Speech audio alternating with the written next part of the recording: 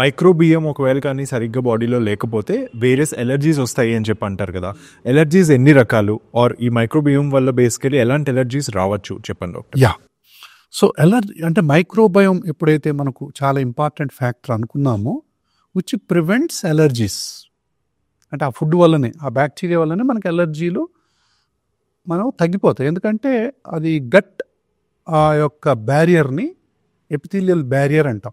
So tight junctions ఉంటాయి కాబట్టి ఏది పడితే అది ఎంటర్ అవ్వదు మన సిస్టంలోకి. కాబట్టి ఇమ్యూనిటీ అనేది పవర్ఫుల్గా డెవలప్ అవుతుంది.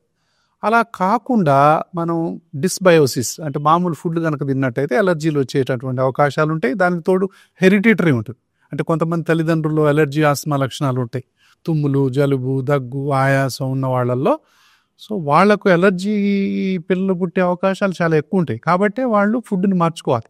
ఓకే. తర్వాత పొరపాటునిగా పిల్లలు ఇది ఎలర్జీతోనే వచ్చారనుకోండి, సో వాళ్ళకి ఏ రకాల ఎలర్జీస్ మెల్లమెల్లగా వస్తుంటాయి. సో ఫస్ట్ ఏంటి అంటే చర్మం మీద ర్యాష్లు కనపడవచ్చు, హైవ్స్ అంటాం, అర్టికేరియల్, దురదలు, ఎగ్జీమా అంటాం, ఇన్ఫాంటైల్ ఎగ్జీమా, ముఖ్యంగా ఈ బుగ్గల మీద వస్తుంది, ఇక్కడ వస్తుంది. తర్వాత మోకాళ్ళ కింద ఈ యొక్క లెగ్ మీద వస్తుంది. సో అక్కడక్కడ మనకు ఎక్స్టెన్సార్ ఫేసెస్లో మెల్లమెల్లగా ఎగ్జీమా అని కనపడుతుంది, ర్యాష్ లాగా. ఓకే. ఇట్లా ఇట్లా గోకుతూ ఉంటారు పిల్లలు, ఇలా గోకుతూ ఉంటారు, ర్యాషెస్ వస్తుంటాయి. ఇది మొదటి గుర్తు. ఇలాంటి పిల్లలు ఫ్యూచర్లో ఆస్తమా రావచ్చు అని అర్థం. ఓకే. ఎప్పుడైతే స్కిన్ ఎలర్జీస్ మదర్ గమనిస్తుందో అప్పుడే వాళ్ళు డాక్టర్ని సంప్రదించాలి. అలర్జీ, ఆస్మా మీద అవగాహన ఉన్నటువంటి డాక్టర్ని తొలి దశలోనే కనుక మనం సంప్రదించినట్లయితే ఈ ఎలర్జిక్ మార్చ్ అంటాం దీన్ని. ఎలర్జిక్ మార్చ్ అంటే ఏంటి? ఒక ఎలర్జీ అనేది 3-4 ఎలర్జీలకు దారితీస్తుంది. ఇప్పుడు మనం స్కిన్ ఎలర్జీ చెప్పుకున్నాం. ఈ ఎలర్జీ వల్ల మెల్లగా ముక్కులో ఎలర్జీ మొదలైంది, తర్వాత కళ్ళల్లో ఎలర్జీ మొదలైంది. అంటే ఇది కంజంక్టివైటిస్ అంటాం. రెడ్గా ఉంటాయి, దురదలు ఉంటాయి, ఈకుతూ ఉంటారు, నీళ్ళు కారుతూ ఉంటాయి. ముక్కులో ఎలర్జీ అంటే ముక్కులు కారుతూ ఉంటాయి, దురద పెడుతుంది. ఇది ముక్కులో ఎలర్జీ.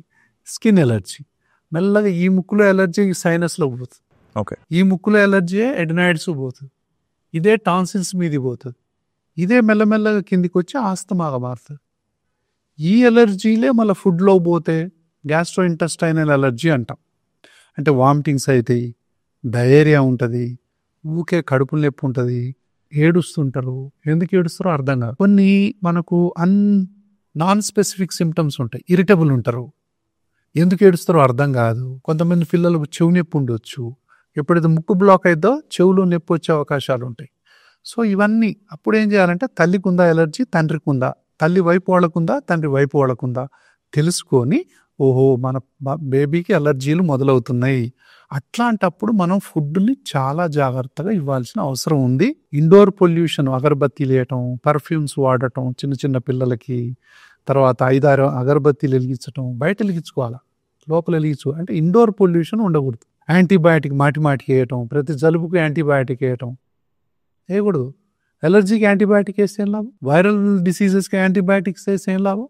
గట్టు ఉన్న బ్యాక్టీరియా మొత్తం చచ్చిపోద్ది, మంచి బ్యాక్టీరియాలన్నీ చచ్చిపోతాయి, ఇంకా మరిన్ని ఎలర్జీలకు దారితీస్తుంది. కాబట్టి సరి అయినటువంటి డాక్టర్ని సంప్రదించి ఒక ఎలర్జీ ఇంకెన్ని ఎలర్జీలకు దారితీస్తుంది, దాన్ని ఆపటం ఎలా అనేది చాలా చాలా ఇంపార్టెంట్. ఎలర్జీ అనేది ఆస్తమాకు దారితీయకుండా మనం ఏ జాగ్రత్తలు తీసుకోవాలి అనేది చాలా ఇంపార్టెంట్. ఓకే.